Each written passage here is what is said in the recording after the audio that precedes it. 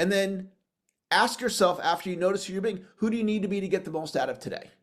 So you've got 5 minutes on this. So be back at 10:41. Go ahead and do that for me now.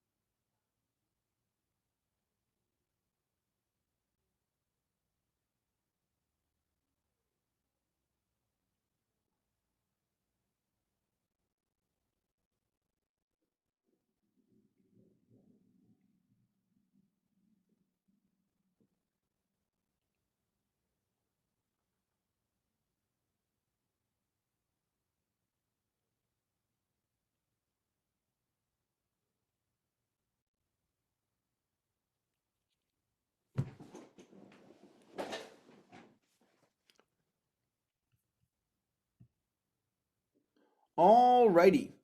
Welcome back. Did you see anything for yourself when you did the exercise? And if you did, just type it in the chat. I want to share a couple of ideas. If any of you got something from that little exercise there, did you notice something for yourself? Mark asked, how do I access the podcast? Go to beingmovement.com, scroll to the bottom, and there's a button there that says podcast, beingmovement.com.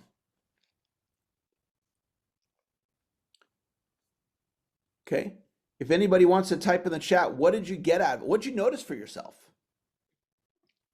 few of you are typing in yes. Awesome. Thank you for doing that. Anything you want to share that you noticed for yourself when you took a look at who am I being right now? Who do I need to be? We're just going to do the chat right now, Sue. Just going to have people type in the chat. Jim wrote, I'm wanting to be open to new knowledge to expand my paradigm of reality. Awesome, Jim. Thanks for sharing.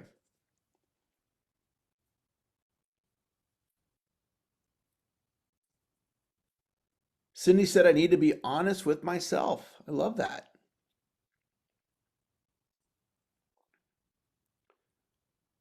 Marcus says, be open and ready for a breakthrough. Beautiful. As we start getting into these exercises, that's where you're going to really get a chance to take a look. I'm going to share some stories with you to help you unlock some miracles for you guys. Jill says, I was being distracted and now I'm being focused and present. You know, if you think about our life right now, with the social media and just all that's going on, mainstream media, right? We got to work on being focused. There's so much that's happening. Thank you for sharing.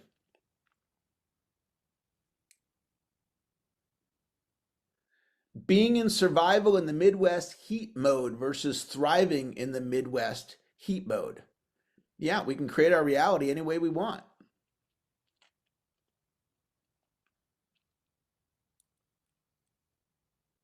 Awesome. All right. Sue wrote, I'm being very attentive and eager, tend to be tired after these classes. So today I'm being energized after class. I love that. I love that. I'm going to be energized after class. And so you start seeing that as your reality. Thank you for sharing.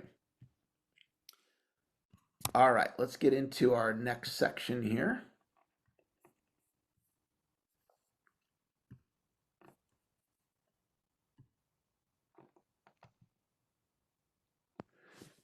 Write down unuseful thoughts.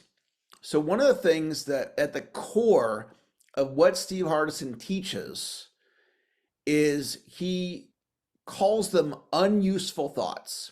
So what is an unuseful thought?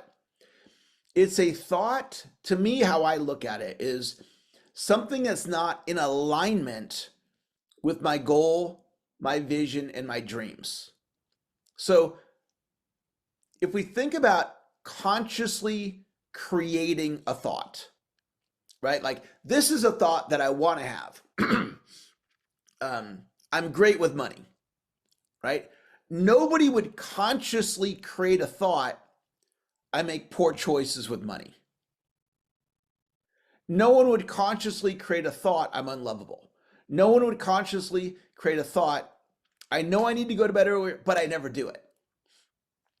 However, people say these thoughts all the time. And it's possible, maybe even likely, you've never done an unuseful thought inventory.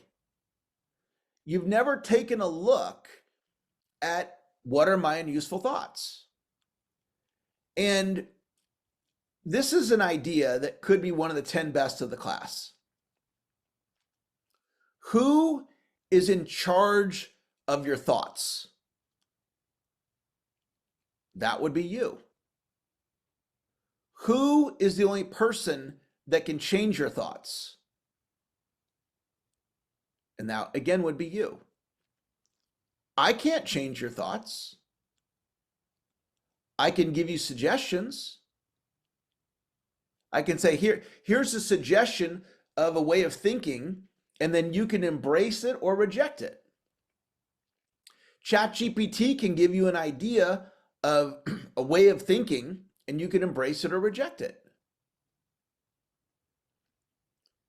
If I say, why do you think that thought?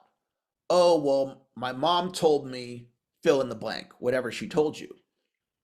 And what Hardison told me one day was, yes, Eric, your mom or your dad or your sister or your this or your that, your ex-wife, your boss, they may have told you something, but you had to embrace it. My high school basketball coach told me that I was too skinny to be a good basketball player. And I took it in. Okay, I guess that's true. My coach said it. So just because the coach said it, and that's the origin of how I got the idea in the first place, the suggestion, I had to embrace it. I go, yep, that's true. And I look back on it now, if there was ever a sport that being skinny didn't matter, it's basketball.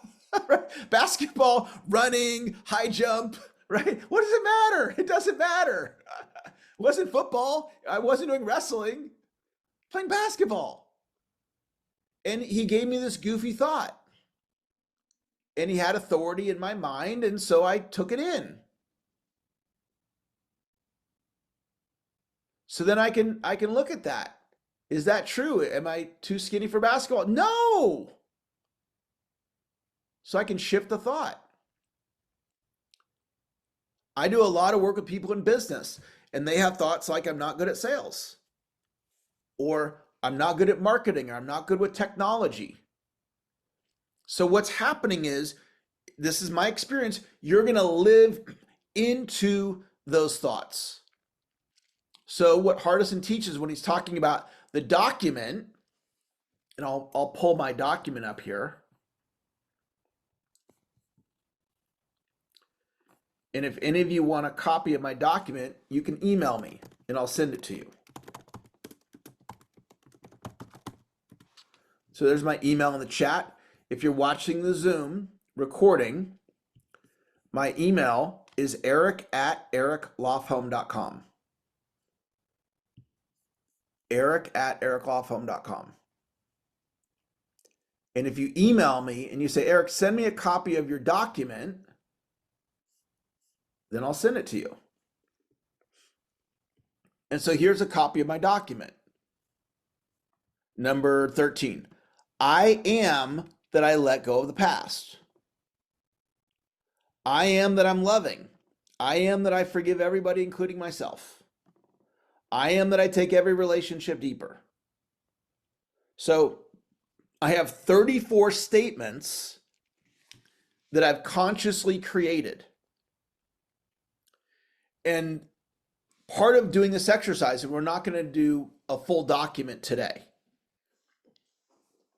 but if you choose to create a document, part of how you would go about doing it is you would start with your unuseful thoughts, because your unuseful thoughts is actually your document.